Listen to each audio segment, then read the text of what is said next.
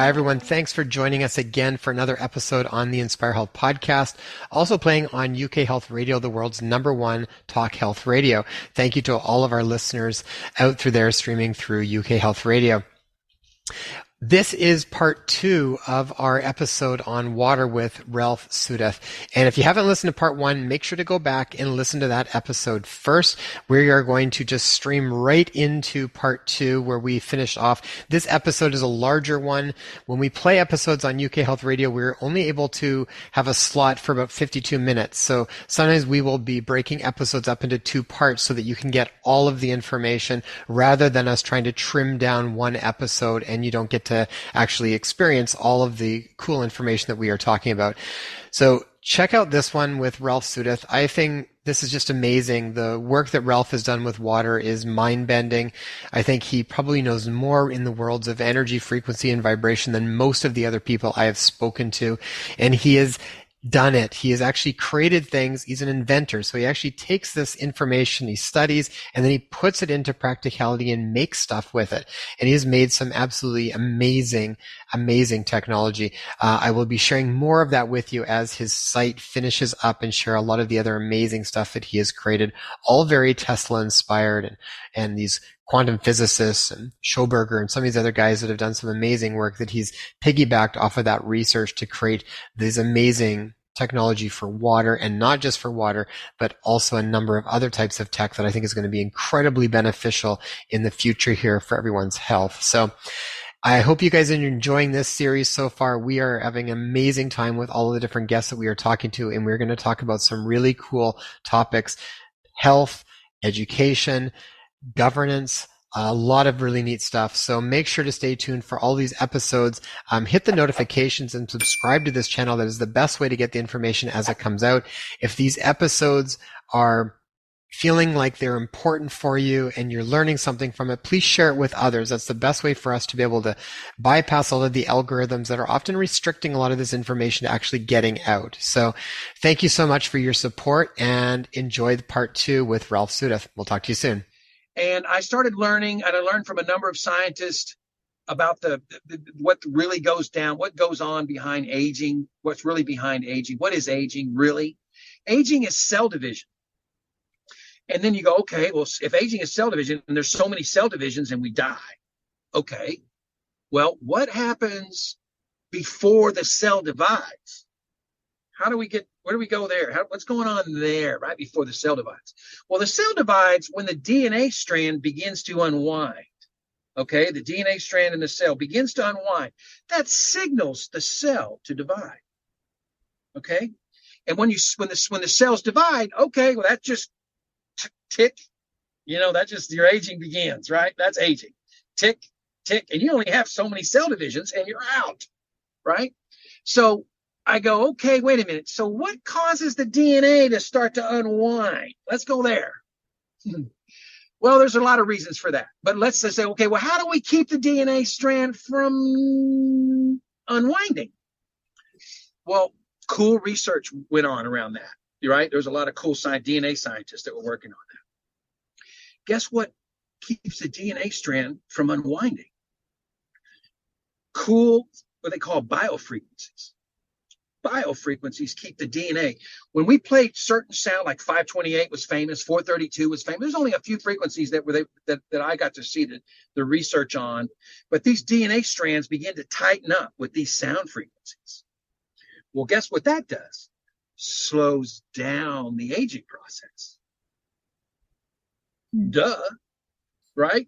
And so I went, well, why don't we talk about that? That's cool. That's really cool that the DNA strand is tightening back up with these. But then I also saw that my discovery, I found in nature these patterns, these spiral antennas that I saw in nature, and I also saw it in the DNA. And I saw that these attracted energy and resonated a field, the 0-point field. And I saw that energy and light also tightened up the DNA. So there was a correlation. Then again, clues, not facts. clues. Okay. When I'm talking to you right now, there's no facts. I'm only telling you clues because I'm an investigator. I'm an explorer. So I'm still putting all my clues together. So as I'm telling you this, understand these are all clues to my investigation. But when I saw that, okay, so sound tightened up the DNA, also light tightened up the DNA, right? So I was like, okay, so the storage of light. Okay, so then I went into light storage. Well, that's important. We need to know about light storage. And so this is where I end up going past what my grandfather knew, because he was a famous anatomy physiologist. He was the top in his field. I mean, and so he was right about the genetics, but what he didn't factor in was as we age, we lose light, just like the plants. When the plant's light cycle begins, okay, we're going back to the light cycle. When the plant grows, right, when it starts to grow, okay, it reaches maturity, but then the biological clock, you go from the spring to the summer to the fall. When we reach the fall, the plant knows that the sun is not coming out as much; it's diminishing. And so it immediately seeds and flowers and seeds and then or dies, right? Or the trees drop their leaves and all the energy goes into the root system. Okay, because nature has signaled to the plant kingdom that the light is diminished. So that signaling is very similar to the humans, right? We're just walking plants. We're just, biological plants, right? In human form. And by the way, and I say this very seriously, because if you look at a plant cell, an animal cell, and a human cell, there's not a lot of difference. You have to be a trained biologist to know the difference. They're very similar, okay? They're different, but they're similar, okay? They're cells. And so what we learned is that light storage was an important piece because, again, nature showed us, okay, the less and less light, so it's time to die. So we're signaling our bodies to die because of our light storage is diminishing as we get older. Now you guys say, well, what causes light storage to diminish? Environmental toxins right off the bat, totally. The preservatives and the antibiotics and, the chlorinated water. Number one contributing cause of disease, in my opinion, this is, again, a clue, is chlorine. Why? Why do you say that? That's the dumbest thing I ever heard. Doctors have told me that. I said, oh, yeah? Okay, well, then you don't know anything about the microbiome being the most important feature in the human body, right? Because the microbiome is what does it all. And if you're drinking chlorinated water or even filtered water that was chlorinated previously, it still has the memory, and the microbes don't flourish in that water. They can't. If anything, they're suppressed, right? So chlorination is one of our biggest now, even though it was one of our greatest things, in the turn of the century. We didn't know any better. But after 100 years, what happens is the microbes have adapted to the chlorine now. And the EPA scientists, the reason why I was hanging out with them is because they were seeing my water system was the future. And the reason why it was the future is because it was the only thing that would eliminate superbugs. The superbugs that we're creating were created, these superbugs, meaning the bugs that are surviving chlorine. They're created because they were forced to adapt to chlorine. And how they adapted was they created this mucus pump, and the microbe coats itself in mucus so it can survive the chlorine. And they're called superbugs. The EPA said this was the greatest threat against humanity. So I thought, well, I need to be working on this then. This is important. If the EPA told Congress that this is the greatest threat to humanity, then I think we should be paying attention. But you know what Congress said? Shut up, gag ordered them, fired and or retired everybody at the panel. This is how stupid not stupid because they thought they were smart. Again, everything that I think is stupid, they think is smart. So I don't know what world I'm living in. Okay? And so this is true, by the way. Again, it's the world according to me. It's hard to fact check something that happened 30 years ago, but it was a known thing. I mean, the superbugs came from the chlorination of water because they were forced to live in an environment that they belong. Low frequency, low vibration. Okay, well now you chlorinate it. I said, well, yeah, but this is where this. Look, I'm just here to do a job, man. What are you doing? They're poisoning us. Okay, well then they adapted, like all things. We all adapt, right? The Inspire Health podcast will be right back. UK Health Radio, the station that makes you feel good.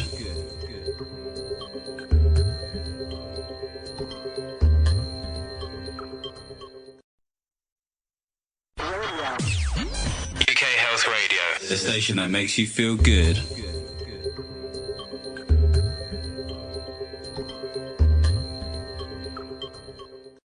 Ralph, can I interrupt you here for a moment? Because I think that's really important with regards to even how you're describing as water having memory. And if water has already been chlorinated and we filter it, because a lot of us, the vast majority of the population that has filtration systems like we did, we feel that, once you filter the water and have it go through a purification system, then that water is good and safe to drink and it's healthy.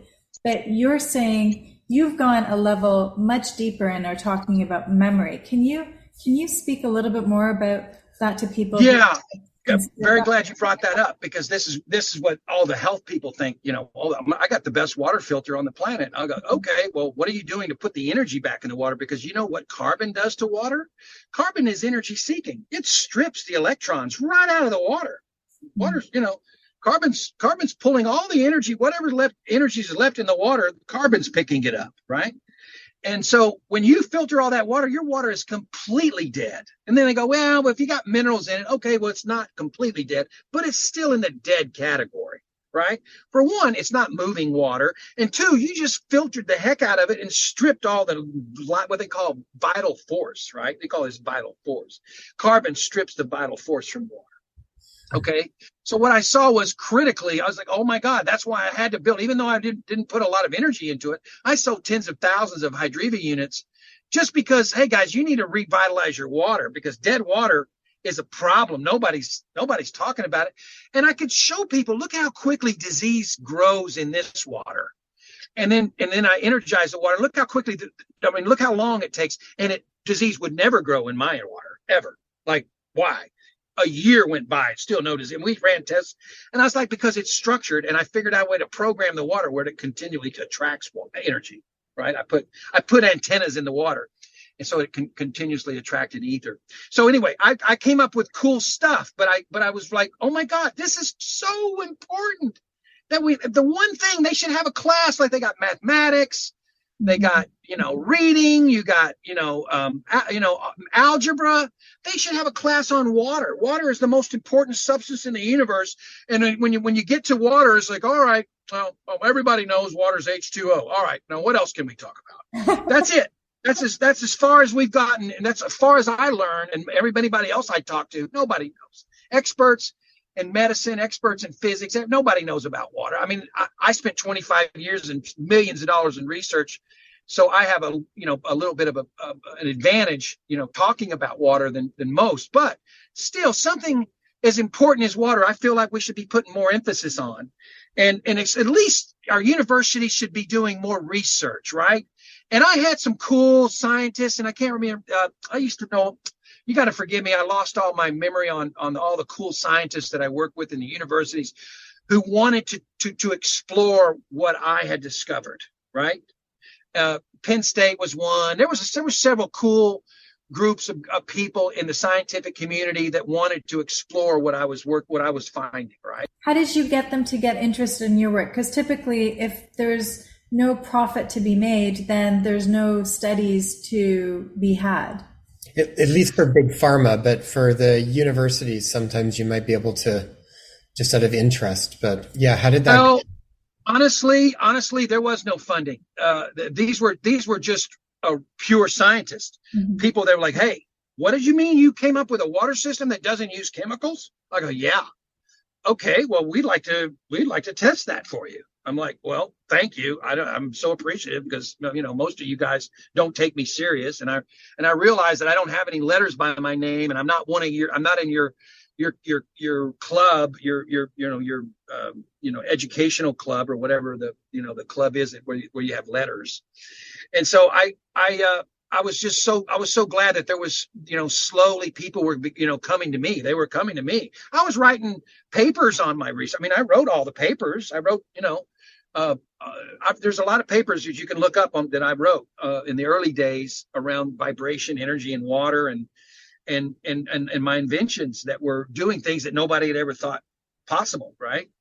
And so they were supporting me, and then I just got there was a period like in all life, you get into a depressed state when people aren't looking at what you're doing seriously, and and I kind of lost faith in humanity, and I moved to South America, and I began just doing research with indigenous. But I also when I was, in my spare time, I was showing the world food producers how to grow food without chemicals, using sea solids, unwashed salt, right, from the sea, unwashed, whether you have 92 plus trace minerals, and humates, which are just basically plant matter, decayed plant matter, and microbes, which I can, grow easily, very cheap. I mean, it's just cow manure that we grew out, and my energized water, and no disease could live, because plants are attacked by bugs because the frequency is low. Plants and bugs have a relationship. They're friends. Plants put out a suicide call when they're nutrient deficient, and the bugs attack the plants when they're nutrient deficient. And so that created a whole new industry, the ag chemical industry, just like the pharmaceutical model. They didn't even have to think about it. They just took the pharmaceutical model and applied it to the agricultural community, right? It's great. It was easy. And so they kept the plants. They did this thing called the NPK method, which is like a 5 mineral solution. They knew what they were doing.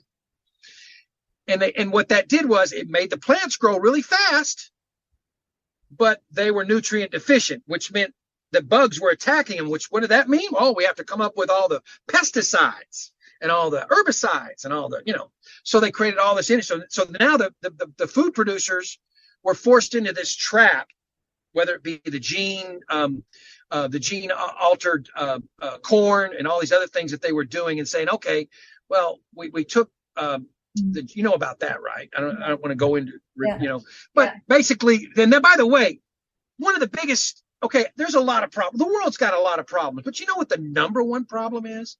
And this is my investigation, my opinion, is our food quality. Number one problem. Why? Because we're like plants too. We're just human. We're just in the form of a human being, but we rely on the soil just like the plants do. We rely on the nutrients coming from our foods because that supports all of our chemical processes in our body, our hormones, all of our endocrine, all of our systems require these trace minerals and nutrients to function as a proper human being. Remember, I think we talked about, subhumans, humans, and superhumans. And it's like they're keeping everybody at this subhuman level because they're on the verge of being sick, right? We're always right there next to sickness. We're too close to the low frequency, low vibration, low voltage, right? So that just keeps us in a vulnerable. Let's call it vulnerable, right? And so we're forced to seek out remedies for our symptoms, which are caused by nutritional deficiencies most often, right?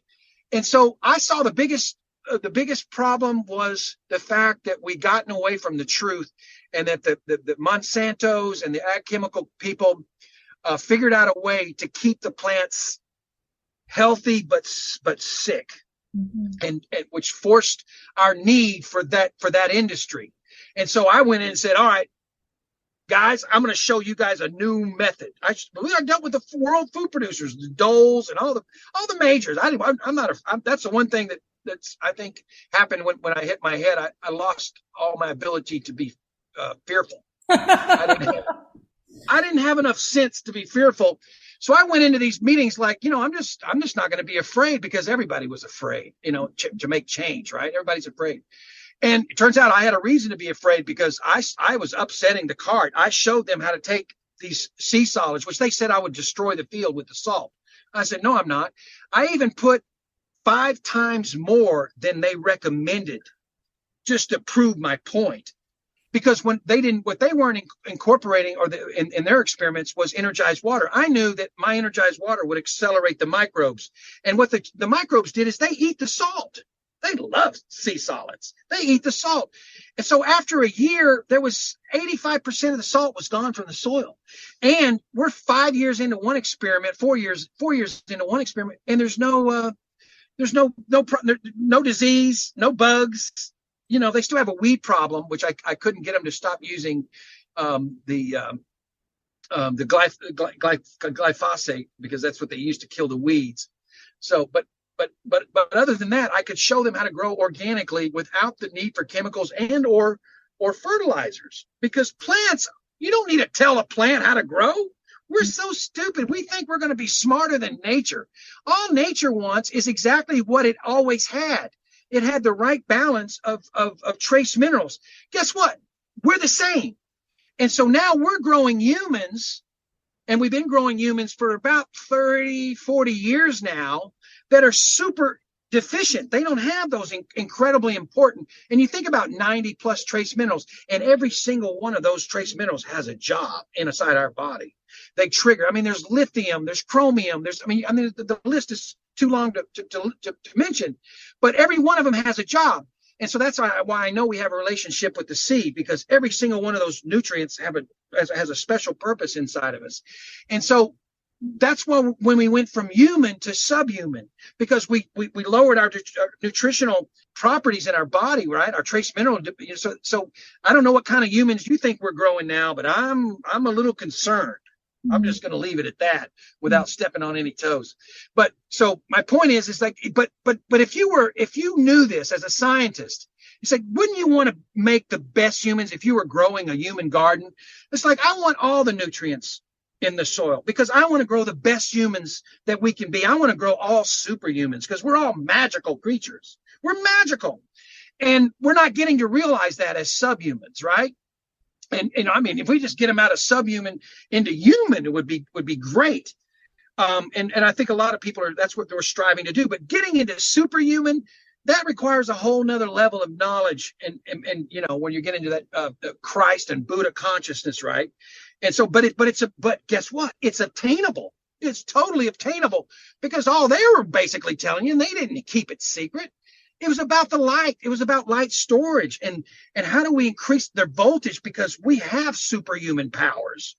We have psychic power. We have all these powers that they say, that's I don't know. We can explain, a lot of that stuff away. Meanwhile, we do have powers. We have magical powers, and we can obtain them if we understood the biology of the human body and its ability to store and retain light, right? Because then you're an energy vessel. We're pure energy, right? In physics, we're pure energy. And so but we need to understand, that there's rules to being a superhuman. One, they tried again. There's lots of clues. One of them was when they said, God rested on the seventh day, and that was the day when everybody was supposed to stop, not eat. Well, that's because the number one, here's where disease begins. They said disease begins in the colon. It does not begin in the colon. Disease begins in the stomach. We wear our stomachs out. The hydrochloric acid pH of a baby is around a little over 0 when we're born, around a little over 0. Okay, as we age, as a baby, then it goes into 1.2, and then as we age, it settles when we get into our teenage years, and around there it gets up to around 2, and maybe a little above 2, but then it starts climbing. Okay, well, guess what's happening? We're reducing our hydrochloric acid, and so the body's not able to break down this food, and so it becomes putrefied. And then it gets stored in our tissue, and everything starts to break down when our stomach loses its ability to produce hydrochloric acid, right? And it's a hydrochloric acid pump. Lots of studies have been done on this. And so the real health challenge that most people face is a weak stomach. That's a big challenge. And by the way, I developed products for it. I just stopped making them because I was living in South America and I couldn't, I stopped manufacturing the product, but it was basically um, a carbonic acid, right? That I lowered the surface tension to around 2.8, 2.6. And I energized it. And so it would heal the stomach because a lot of people have, and you could tell if you have a weak stomach by just sticking out your tongue. If you got cracks, doesn't have a smooth surface. Well, that means you have cracks in your stomach. If you have cracks in your tongue, you have cracks in your stomach. Your tongue is your stomach. And so most people, you'll see people that have health challenges all have cracks in their tongue, which means they have cracks in their stomach, which means it's irritated. It's what they call leaky gut, but it's more than just that. It's really, it's a big upset for the body. And so it's a major challenge to overcome. But I saw the biggest challenge I saw, and I don't know how much time I got. I don't know how long I've been going on, but the biggest challenge I saw, the overall, because I had to go back. I always have to take, because you can go down. There's so many rabbit holes. How many rabbit holes have people gone down in the world of health, right? You can just travel down. So I said, all right, I've been down so many rabbit holes. I'm sick of rabbit holes. Health Canada actually put out advertisement in newspapers and on TV warning people not to go down rabbit holes. Oh, okay. Well, then all right. I'll back up. Well, I'll tell you what, this is the simple truth. Rabbit holes are important because that's research. That's when you go down rabbit holes, you come back with information and you have a lot of clues, and you can put those clues together and you can form educated opinions. So they're important. But what I really saw is I always have to come back to say, I got to get back to where everything's third grade or to me, it doesn't make sense if I can't explain it to third graders, right? Because, a lot of people need to be told at a third grade level. It resonates if it's at a third grade level as well. So I just said, okay, well, listen, what turns out to be the real issue is human beings are these electrical beings, and we're voltage driven. And it turns out one thing that disease has in common, the one thing that goes with disease in the human body is low voltage. You can't have disease unless you have low voltage. Cancer, low voltage, they go together. Parkinson's, all the neurologicals, low voltage. It's always present. You can't have disease without having low voltage. And so I turned my attention to, well, how does the body increase its voltage? Well, it turns out hydration, big piece. Turns out hydration and voltage is important. And you think about that, if you put, you got to put water in the battery, the battery dies, right? You're out water. So that was a big thing. I said, okay, so my water's helping the voltage. That's important. But then I also saw that, the cells run, how the cell produces energy for the mitochondria? Light. It extracts light from our foods. And that light goes into the mitochondria, there was a cool scientist from Czechoslovakia that was taking photographs of the mitochondria. They don't allow this. They wouldn't allow. I tried to get that microscope brought over, and it was banned. Even tried to get my grandfather to let that microscope come to the United States, and they banned. And they had it banned. I think it was it was banned to 2024. Back in 2006, 2005, like 4, maybe. I can't remember how long ago. It was a long time ago. And my grandfather was the first time he admitted that there was a conspiracy there, because he contacted his friends at the Institute of Health, or the I can't remember the agency, the big government agency. His friends were working there, and they said, "Oh yeah, all I know is that you can't bring that." The reason why they couldn't bring in the microscope is because the science that we use this science where we call signatures, where they leave markers, like these disease markers, right? Like HIV, it leaves a marker. Nobody's ever seen the HIV virus. We just know they have markers. So they're keeping us, okay, you can study the markers, but we're not going to let you see the actual virus or the microbe that studies or that carries the virus, right? They're not showing that movie. They're just saying, oh, that marker, okay, so that marker means that virus. So they kept us in this, away from, that's where Rife technologies, because he figured out a way, because what happens is when light goes through the microscope to see the object, light kills that light that you're using to observe the organism kills the organism, right? Because it's light and it just kills them. So Rife came up with a way to angle that light and to where it didn't kill them, so that we could actually see the actual microbe, right? And he did that. It was magical how he did that. And then he could play a frequency and he could see under the microscope it blow up the microbe. So that's where that was his contribution to medicine, is that he saw, this frequency at a certain oscillatory frequency that you could shatter these microbes. It had a role, but you know what I came back to is, wait a minute, but you're still dealing with the environment. Hello, if you got bad bugs, they're there because of the environment. So I didn't put a lot of time. I mean, I spent several years on studying Rife technologies and being involved in the research, but I still felt like the environment was king. And so the microbes were really not our enemy. I mean, that's the bottom line for me. It's like, these aren't our enemies, but they set up house. So in order to move them out, you got to do both. You got to change the environment, but you also got to move out these guys out of the environment, out of the neighborhood. Right. So I saw where it played a role, and it had a role. It still does. Right. But again, they suppress that. They don't was like, no, this is what really upsets me. It's like humanity is so smart. We're such incredible creatures, but yet we have not pursued energy medicine. No research into energy medicine by any universities.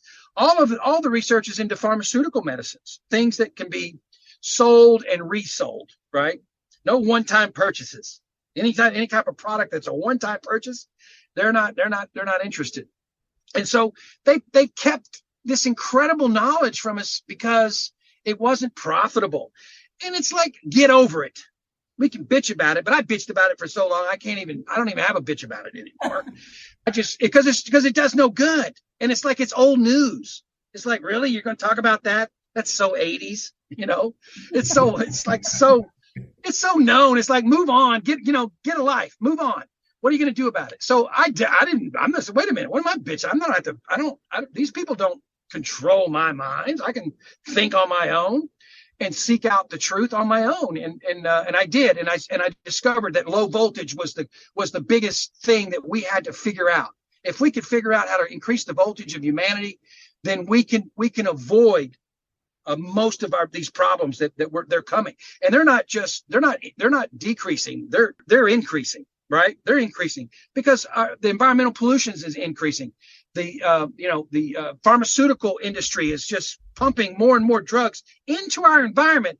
I could care less what people take, but what they don't understand is what they take goes right back into the environment. It doesn't just magically disappear. There's no leprechaun that makes this stuff disappear, man. They go right back into our environment, and we end up getting them in some homeopathic way or whatever. It's the signature, the memory of those chemicals and those pharmaceuticals are in our water. They're in and then they're in our foods, because we keep passing these laws, letting these drug companies pump these toxins into our meats and our poultry and our fish and anything that they can sell, right? All that mRNA vaccine. I mean, they have this the warehouse, this 100,000 square foot warehouse of vaccines that we don't need anymore. Well, they figured out how to sell it to our food industry. And so now they're pumping up the cows now with it. So we're not going to run from it. It's like in the world that we live in. Get over it. So the only defense that we have is to figure out a way to keep our voltage up. And I've developed, again, it forced me to invent, the quantum energy wellness bed, the Tesla Star, which is Likovsky and Tesla and Rife, and then combined with all my technology built into it, it's a super machine. And then I got the hydrosauna that uses hydroxy vapor so that we can breathe in this vapor to heal our tissue and our lungs and our heart, in form of energized water vapor. And then I came up with a Cogniva brain machine so that we can keep our brain health at its highest, because brain inflammation is going to be a big problem in the future. And so I came up with my whole system, which I'm going to call a spa wellness technology, because I don't want to be in the medical field, because that's where you get attacked. I just want to be in the wellness industry to keep people's voltage up. I'm not trying to cure anything. I don't want to cure anything. That'll get you disappeared. It's against the law to cure disease. When did they come? You think about it. When have they cured anything in the past 50 years? What have they cured? They're not curing anything. They got a treatment for it. They got a treatment for it, though. They got a treatment for it. I haven't heard the word cure anything in 50 years. Okay. And so that's, that's an interesting fact, and it is what it is. But again, we're self-healing creatures. So we have to understand that about us, and the fact that we can be superhuman if we choose that life. And we can, there's rules to that life. You got to give your body a chance to recover, which is why it was written in ancient text that you rest on the seventh day. Give your stomach a day off. Let your stomach repair. But what do? We wear our stomachs out 7 days a week, 3 meals a day. And, and that doesn't include all the snacks and desserts. So we're just wearing out our stomachs. And so that's the important part of fasting. It's not so much just to allow the body to catch up and detoxify itself through the tissue, but it lets the stomach repair and restore itself, because that's really where a lot of our health issues are going to have come from and are going to come from in the future. The Inspire Health podcast will be right back. UK Health Radio, the station that makes you feel good.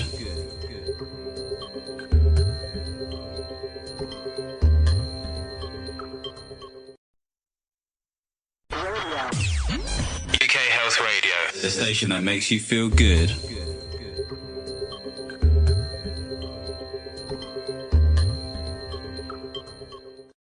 I did a lot of work with Dr. Jerry Tennant, and that's one of the main areas that we'll look at as the underlying root to a lot of the problems is in the stomach, because it just extrapolates out to everything.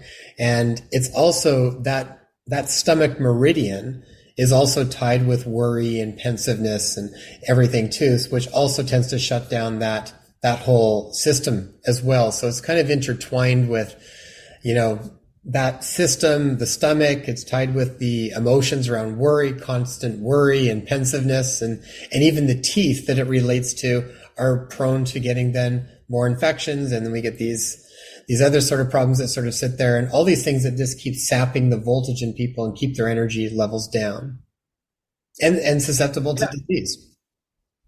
Well, that's an area that, I just couldn't, I have a way to improve that situation. And we'll talk about that off air, because I can show you how to help people improve their stomachs. Right. And I've helped thousands, in my 30-year plus career, because I had issues. By the time I reached 40, I was popping Tums, and I was like, man, this sucks. This is my life now.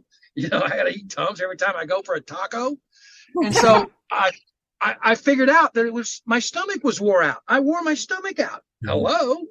And so I figured out how to fix my stomach, and I fixed a lot of people's stomachs since then.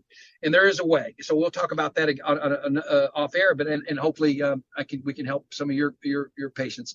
But again, it's just this knowledge that we just haven't been exposed to. And I'm not a doctor. I'm not claiming to be anything other than an explorer.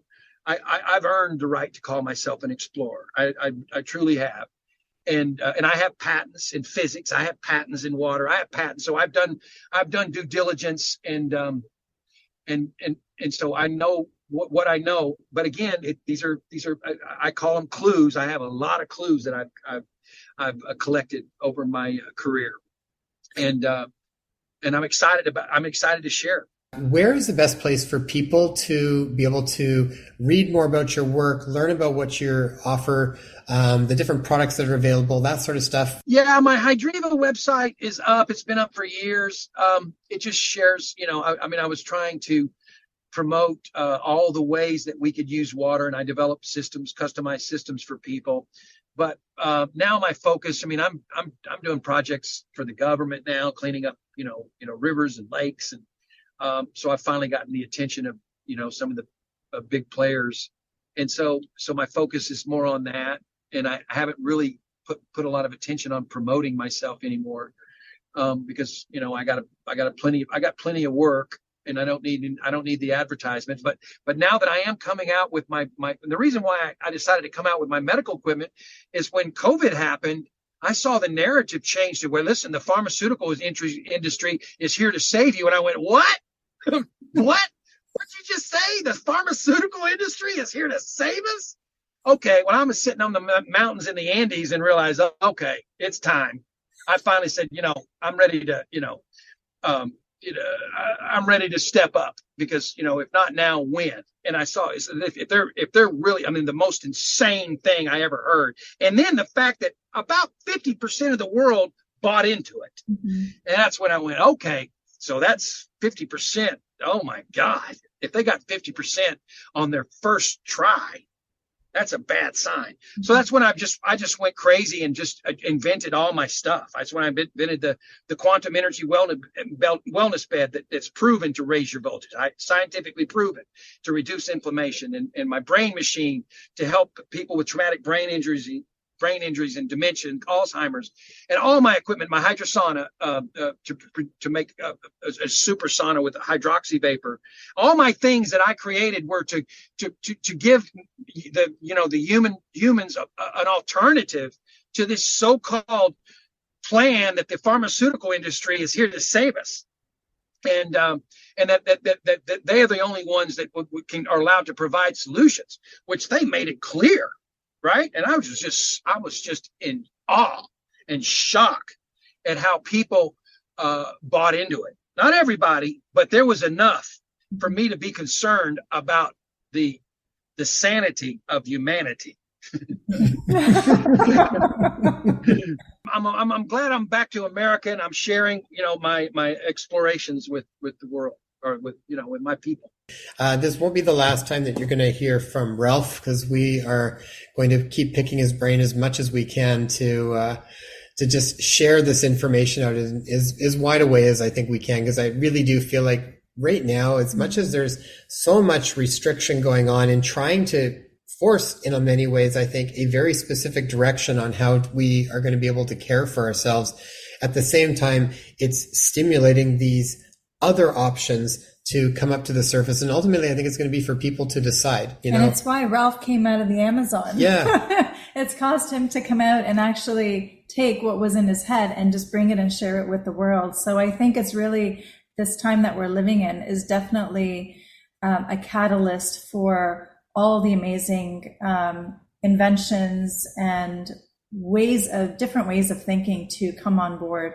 I have a quick question for Ralph. Ralph, with regards to the Hydriva units, because we have one that we recently installed at our main water system at our home as well. So you're saying that if that's already installed, there's no reason to actually further filter the water, right? Like, we also put it through.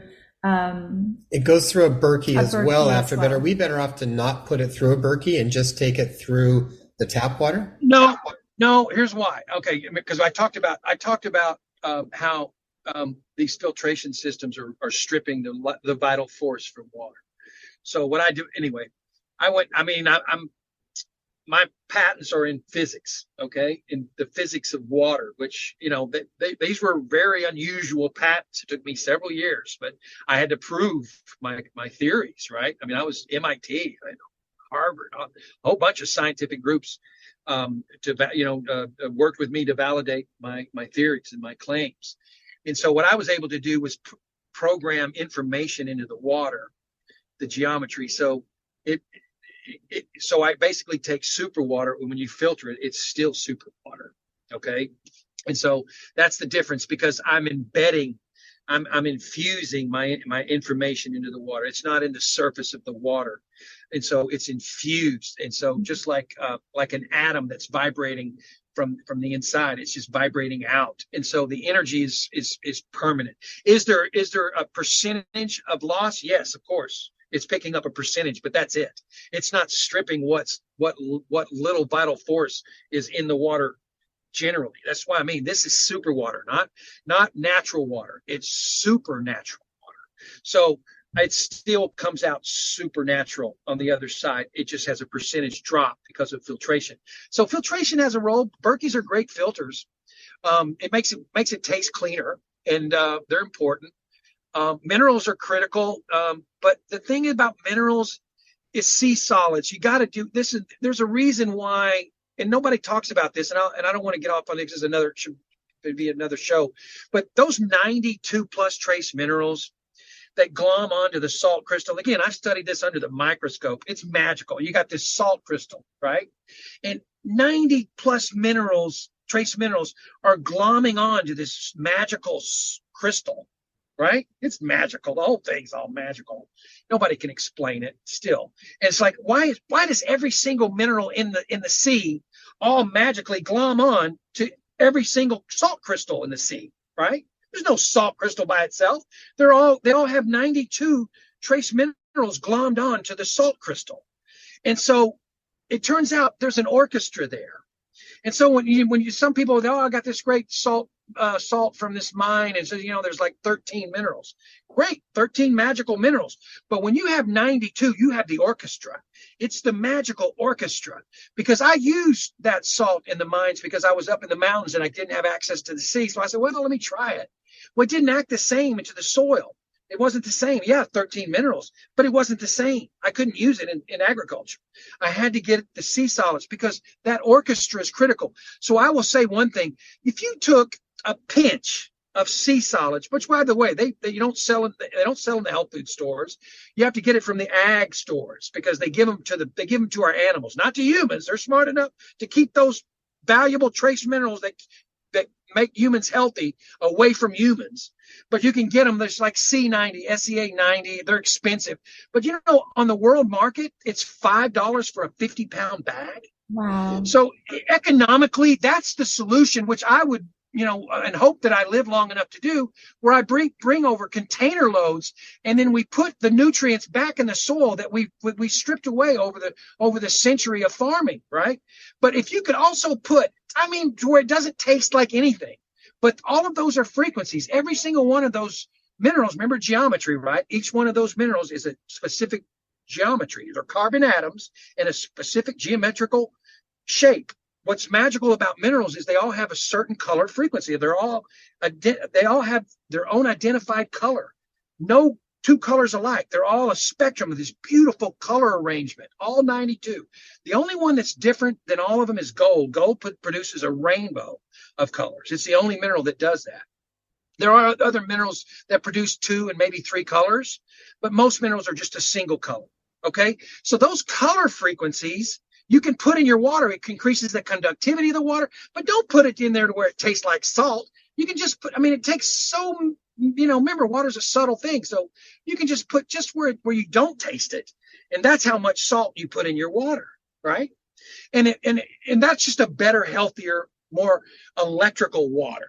But you need good water because we're 70% water, and we need to figure out how to maintain a good quality source of water to maintain that 70%, because the water's changing itself out. Water becomes dormant, just like water in nature, right? And so you want to keep that fresh, energized water coming in to replace the old, dormant, stagnant water. Mm-hmm. And it's the one thing you can do to really keep your health, up and your voltage up. Mm-hmm. Thank you, Ralph. I know we didn't prepare any questions that we sent you in advance of this recording, but I did want to finish off these episodes by asking the guests what they feel. So what do you personally feel would be important for us to practically do, like actually for people to start to implement into their life on a daily basis, to help us actually move towards creating that new vision for a world that doesn't allow us to have more freedoms, to be able to enjoy a different state of health in our bodies, all of these types of things, whatever it is that we are wanting to create. To raise our vibration in the same way that you were describing the water, in that as soon as the vibration is of a higher nature, then disease and anything that goes against that just cannot exist within that environment. So I guess in an effort for us to embody that, what is it that you would recommend for us to implement on a practical basis?